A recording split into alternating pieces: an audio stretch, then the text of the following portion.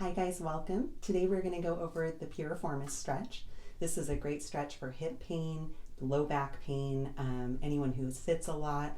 Even if you're having knee pain, a lot of the time your hips are involved too. So let's get into it. Make sure you have something nearby. I recommend either using the timer on your phone or keeping a timer handy. Remember, we want to follow the guideline of holding each position for a minimum of 3 minutes, and longer is better, so it's just helpful to have a timer. So we'll start off by standing at the edge of either our bed, or if you have a massage table, of course that's going to work great too. Stand right next to it, and we'll start off with our right leg. So go ahead and lift your right leg up. Put it up onto the table.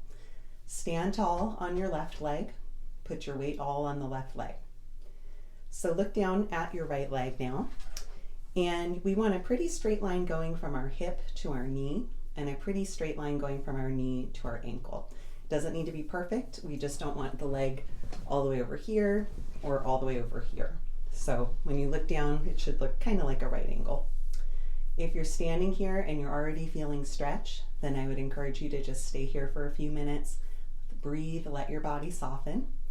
If you're feeling good here and you're not really feeling any pulling or stretching sensations, then you can slowly begin to bend. Eventually, as the time goes by, we'll continue to allow our body to fall forward, reaching the arms onto your bed to allow for support, keeping the head and neck soft. So now we'll go ahead and start our timer. I have the timer set for 5 minutes, and we'll get into it. So like I said, if you're feeling stretch already while you're just standing here, go ahead and wait there. Go ahead and close your eyes, take a couple breaths, focus in on your right hip. Focus on that gluteal area. Notice what you're feeling. If you need to stay there, you can. If not, go ahead and begin to bend forward gently. So remember, with myofascial stretching, we are not going to end range. The goal is not to blast all the way through our range of motion until we simply can't stretch another centimeter. Instead, we want to really take our time as we move through these stretches. So as soon as you start to feel resistance in your body, a pulling or stretching sensation, and that may be in your hip or it might be somewhere else. It could be in your low back, it might be in the opposite leg even. Wherever you feel that resistance, you want to stop there. So don't keep pushing through it. Just wait there and take some breaths. So go ahead and take some slow, deep breaths.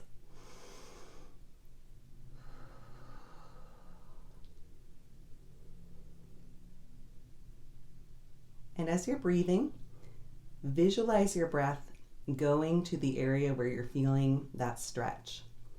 Visualize the breath going to the hip, softening and lengthening.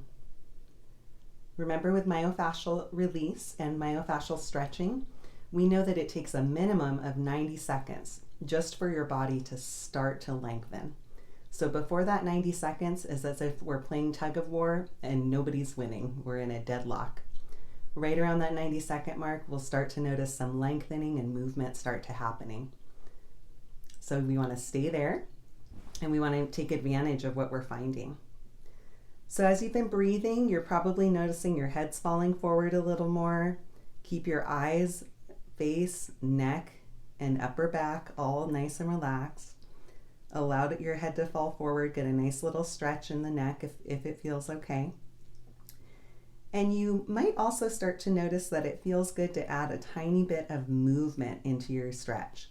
So another important component of myofascial stretching is that it doesn't need to be pure static stretching. We need to maintain the position and the hold for that 3 to 5 minutes, but sometimes it's helpful to add tiny movements to experiment a little bit and see what feels right.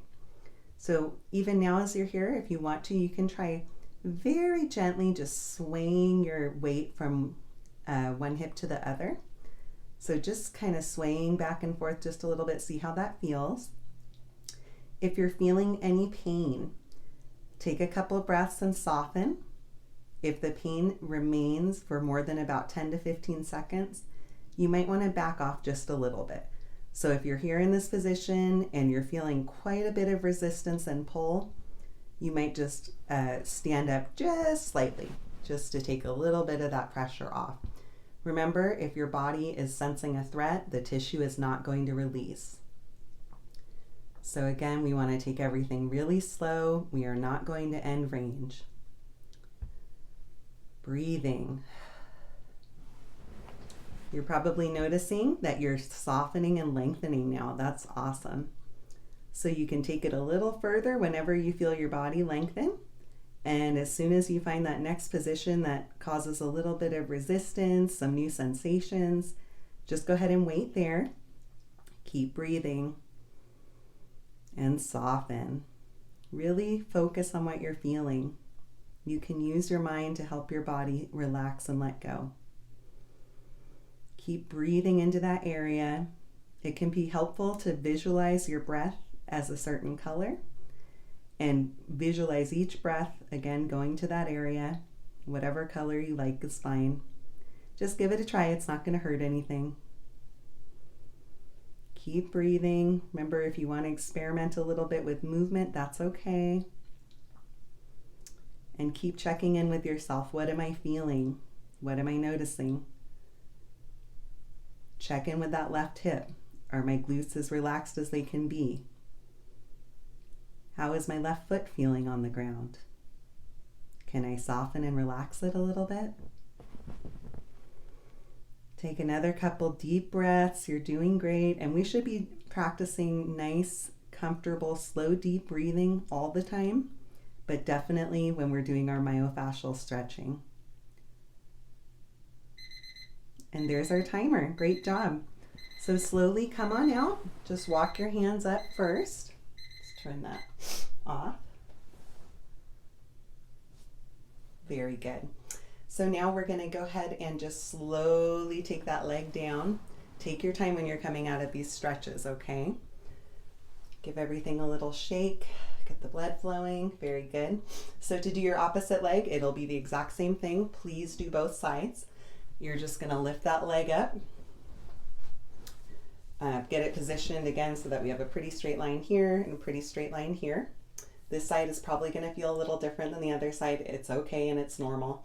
So you might find one side is more flexible than the other to start. That's all fine. That's why we're doing this, to help work on balancing all of that out. So make sure you spend at least 5 minutes on the opposite side as well. And always come out of everything very slowly. Take your time. And you did a great job today. See you soon.